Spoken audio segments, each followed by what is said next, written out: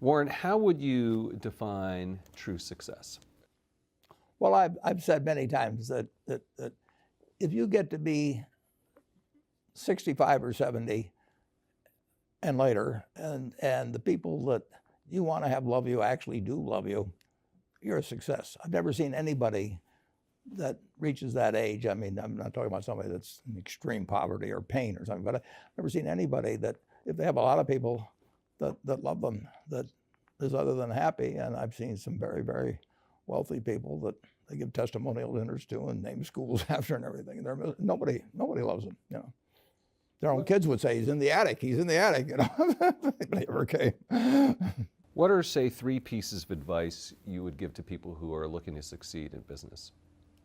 Well, by far the best investment you can make is in yourself. I mean, for example, communication skills. I tell the students that come that they're going to graduate schools and business, and they're learning all these complicated formulas and all that. If they just learn to communicate better, and both in writing and in person, they increase their value at least 50%. And, I mean, if you can't communicate, somebody says, you know, it's like winking at a girl in the dark. Nothing happens, you know, basically. And you have to be able to get forth your ideas, and that's relatively easy. I did it myself with the Dale Carnegie course. Some people wish I'd taken a shorter course now in terms of my talking later on, but it's just hugely important. And if you invest in yourself, nobody can take it away from you. I mean, the second thing, which I'll get a certain criticism for not living it, but I do tell those students, you know, that if I gave you a car and it'd be the only car you get in the rest of your life, you take care of it like you can't believe. Any scratch, you'd fix that moment. You read the owner's manual, you keep a garage and do all these things. And you get exactly one mind and one body in this world. And you can't start taking care of it when you're 50. By that time, you'll have rusted out if you haven't done anything. So you should really make sure that you just remember that you just got one mind and body to get through life with and to do the most with it.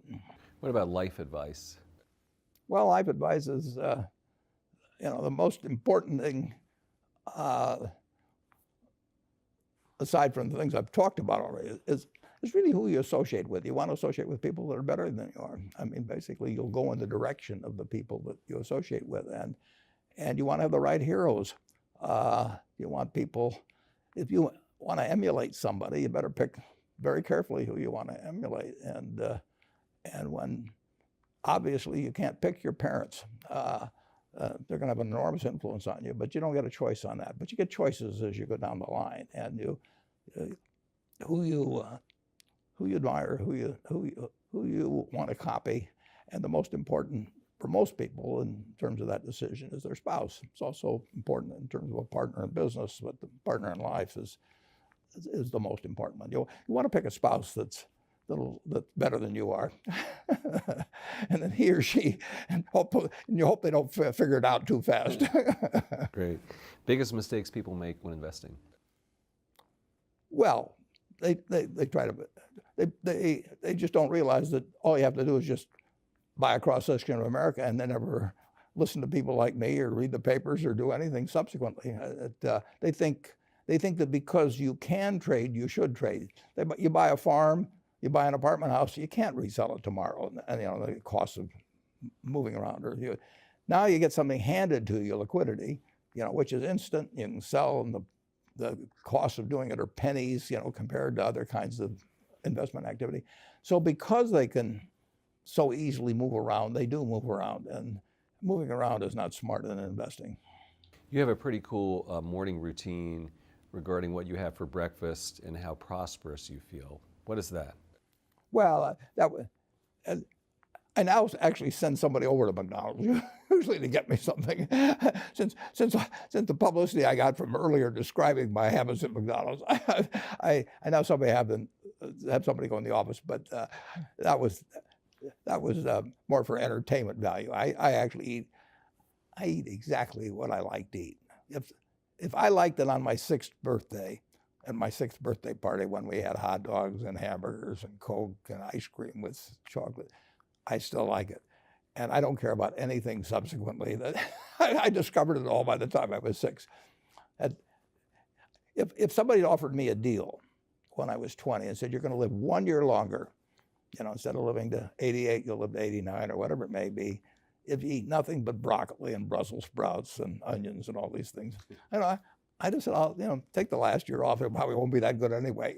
So I eat what I like to eat.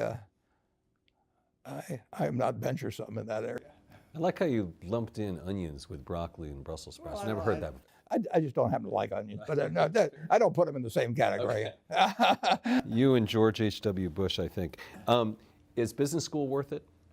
Depends on the person, much more than it depends on the school. I mean, I wouldn't worry. Some people are going to get a lot out of advanced education, and some people are going to get very little. And I don't even think it's important that every person go to college at all. I mean, we have all kinds of jobs at 70 or so thousand a year, 80,000 a year that college training is not of use. And I actually was not keen on going to college myself. Yeah, my dad kind of jollied me into it. He could get me to do anything. But if they'd had an SAT test in those days, he would have taken the test for me. but because I knew I could have a good time, and I liked investing, and I didn't really feel I could read the books. So I don't, it's a big commitment to take 4 years, and the cost involved, and maybe the loans involved, and everything. And I think, depending on what your interests are in life, I don't think it's for everybody. I think it's for a lot of people, but there ought to be a reason you're going, and I didn't really see much reason. All right, last question. So lightning round, so there's a few. Do you ever drink water? Only under duress. What is your favorite all-time song, Warren? It's undoubtedly, it's My Way. What about movie? Favorite movie? Well, I like The Bridge on the River Kwai because of there were a lot of lessons in that. Plus, it was enormously fascinating. Catchy tune also. Pardon me? Catchy tune also. Yeah, Right. Very. Right. But the ending of that was sort of the story of life. He created the railroad, and did he really want the enemy to come in across it? Got it. Favorite book? Well, the favorite book from the book that had the most impact on my life was The Intelligent Investor by Ben Graham. I knew you were going to say that. Favorite TV show? It's probably going to be it would be Nebraska in some huge bowl game and winning. And finally, what do you carry in your wallet, and how much money do you tend to carry around? Well, I probably carry maybe $400. I actually my wife likes to use cash, so I just take home a chunk of cash every now and then she doles it out. She looks at my billfold and sees whether all the hundreds are gone. Sticks a few in there, but it's pretty simple. And credit cards?